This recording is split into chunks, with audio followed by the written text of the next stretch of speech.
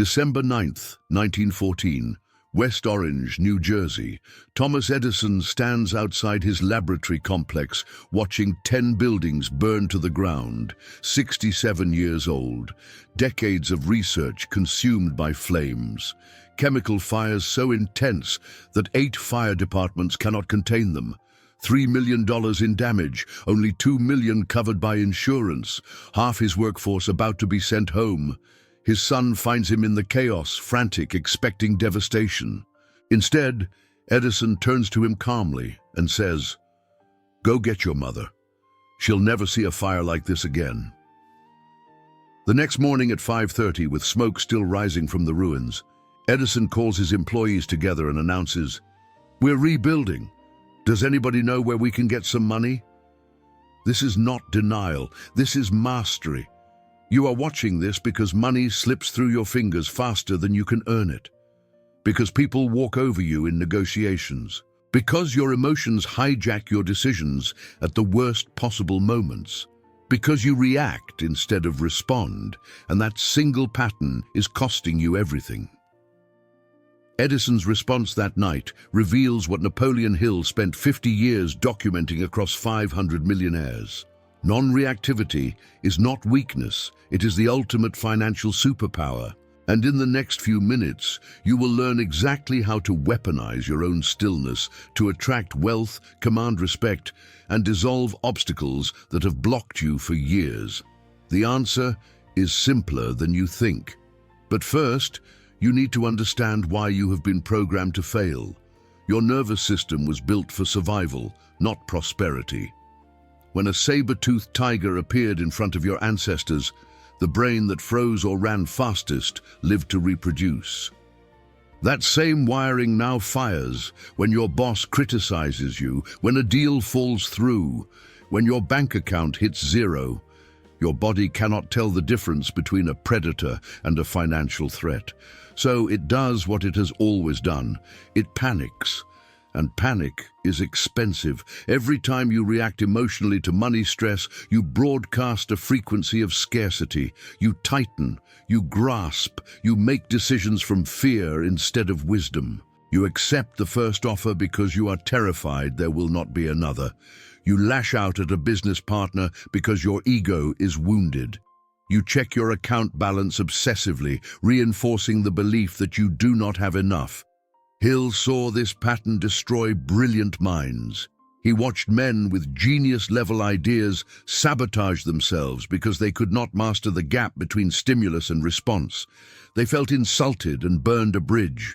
They sensed rejection and quit one day before the breakthrough. They experienced criticism and spent years defending themselves instead of building empires. The poorest people Hill studied had one thing in common. They were slaves to reaction. Someone spoke to them harshly and they collapsed. A setback appeared and they abandoned the plan. An opportunity required patience and they grabbed for the fastest visible dollar instead. This is not about intelligence. It is about nervous system sovereignty. The man who controls his reaction controls the outcome. The man who cannot is controlled by every external circumstance, every criticism, every disappointment. He is a puppet, and the world pulls his strings with ease. You have been conditioned to react instantly, to defend yourself immediately, to fix the problem right now. That conditioning is why you are not wealthy yet, because wealth does not come to the reactive. It comes to those who can stand in the fire without flinching. Hill taught that emotional control is the foundation of what he called controlled attention. He wrote extensively that attention which is not controlled and directed may be nothing more than idle curiosity. The word controlled is the key to thought power. Without it, you scatter your energy across 1,000 worries and gain nothing. With it, you become unstoppable. Napoleon Hill experienced the cost of reactivity firsthand in Canton, Ohio, 1926. His close friend and collaborator Don Mellett was a crusading newspaper editor who exposed organized crime and corruption. Mellett made powerful enemies. On July 16th, those enemies had him assassinated in his own driveway. Hill was devastated. He was also targeted. Associates of the men who ordered Mellett's death believed Hill knew too much.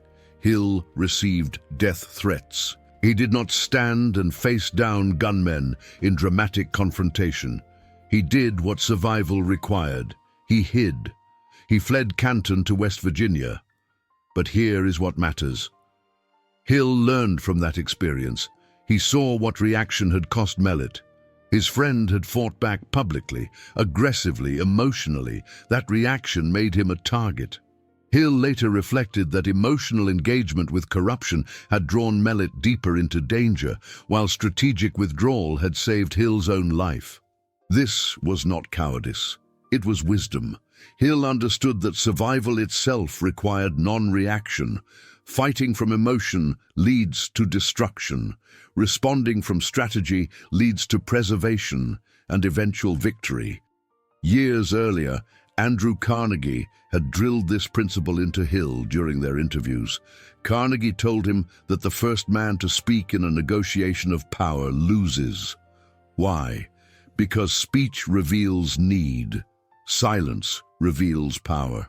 The man who can wait demonstrates that he does not need the deal more than the other party. That perception alone shifts the terms in his favor.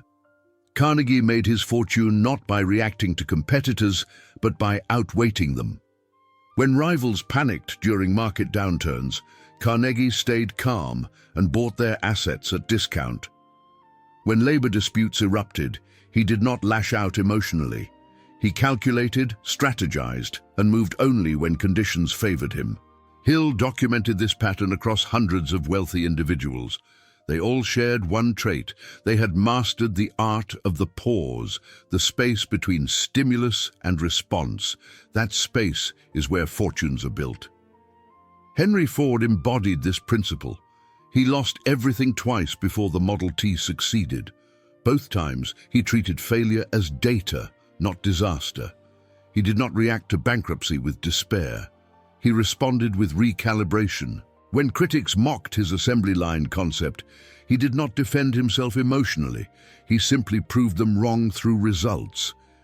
Hill wrote that the most successful people in all callings are those with a so-called one-track mind, a mind that is controlled and concentrated upon one thing at a time. This trait manifests itself as a fixed habit of turning on more power instead of quitting when the going becomes hard and defeat seems imminent. This is not suppression, it is sovereignty. You do not ignore threats. You assess them without letting them hijack your nervous system. You feel the fear, acknowledge it, and then choose your response based on wisdom instead of wiring. Hill taught that everything in the universe operates on frequency. Your thoughts are vibrations. Your emotions are vibrations. Money is a vibration. When your emotional state matches the frequency of wealth, wealth flows to you with minimal resistance. When your emotional state matches the frequency of fear, you repel the very opportunities you desperately need. Reaction is low-frequency energy. It is chaotic, scattered, desperate. It broadcasts lack. Non-reaction is high-frequency energy. It is centered, grounded, magnetic. It broadcasts sufficiency. Here is the metaphysical mechanism. When you react emotionally to a financial threat, you activate the fight-or-flight response. Your body floods with cortisol and adrenaline. Your prefrontal cortex, the part of your brain responsible for strategic thinking, shuts down. You become biologically incapable of accessing creative solutions. You can only see two options: attack the problem or run from it. But wealth rarely comes through force or escape. It comes through inspiration, timing, and aligned action. Those states are only accessible when your nervous system is calm. Hill called this principle controlled attention combined with self-discipline.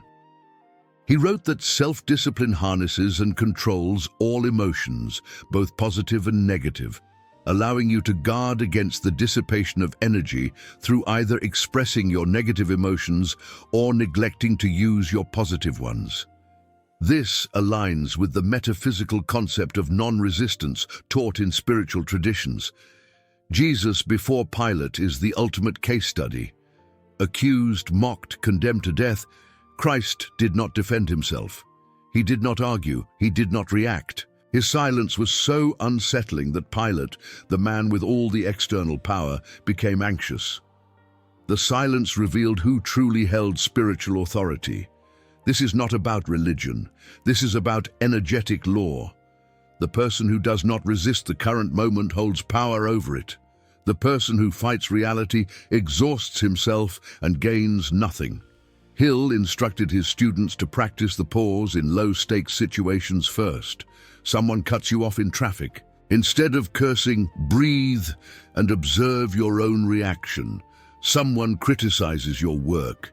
Instead of defending, listen fully without crafting a rebuttal in your mind. A bill arrives that you did not expect. Instead of panicking, acknowledge it and move to solution mode without emotional charge. These small practices rewire your nervous system. They teach your brain that external chaos does not require internal chaos. Over time, this creates a new baseline. You become the person who remains calm when everyone else is frantic, and that calmness becomes your competitive advantage. Hill wrote that concentration upon a single idea has been the hallmark of success for countless people and organizations. He taught that controlled attention is the act of coordinating all the faculties of the mind and directing their combined power to a given end. It is an act that can be achieved only by the strictest sort of self-discipline.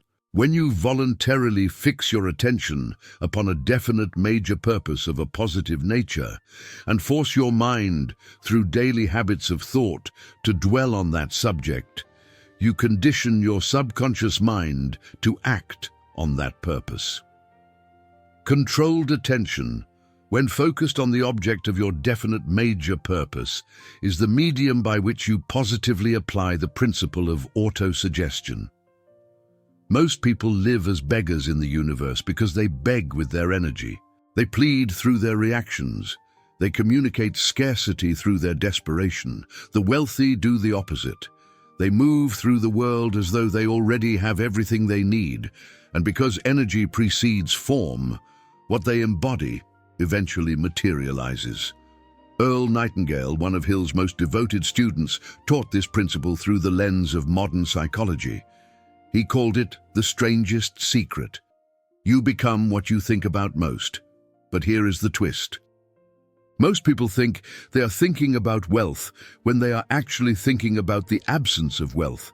They obsess over bills, not abundance. They rehearse scarcity, not prosperity. Your reaction patterns reveal what you are actually thinking about. If someone mentions money and your stomach tightens, you are not aligned with wealth. If a business opportunity appears and your first thought is all the ways it could fail, you are not aligned with success. Your emotional reactions are a diagnostic tool. They show you where your subconscious programming is still set to poverty. Here is the practical application Hill would teach today, the 3-second rule. When a stimulus occurs, a criticism, a setback, an unexpected expense, give yourself 3 full seconds before you respond. In those 3 seconds, do this. Breathe in slowly. Remind yourself that you are guided by infinite intelligence. Ask yourself what the wealthiest version of you would do right now. This sounds simple. It is devastatingly effective, because in that 3-second gap, you interrupt the automatic poverty reaction. You give your prefrontal cortex time to come back online. You access higher wisdom instead of primal fear. Let us apply this to a real scenario. You receive an email that a client is canceling a contract. Your poverty-programmed reaction is panic.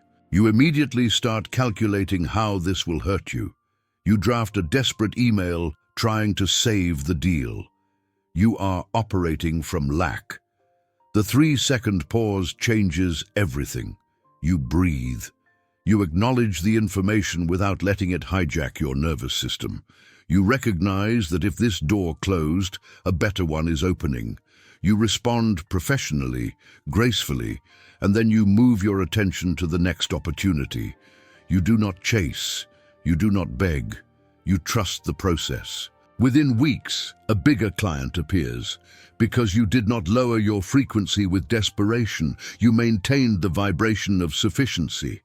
John D. Rockefeller testified to the effectiveness of controlled attention when he said, "From the very day that I began my first job as a bookkeeper until this very moment, I have followed the plan of concentrating my attention on one thing at a time."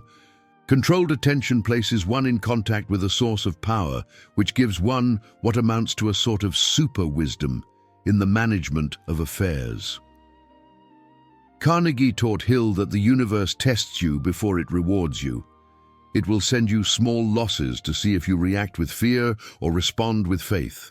If you react, you fail the test and stay where you are. If you respond, you pass, and the next level unlocks. This is why Hill emphasized that financial success is 85% psychology and only 15% strategy.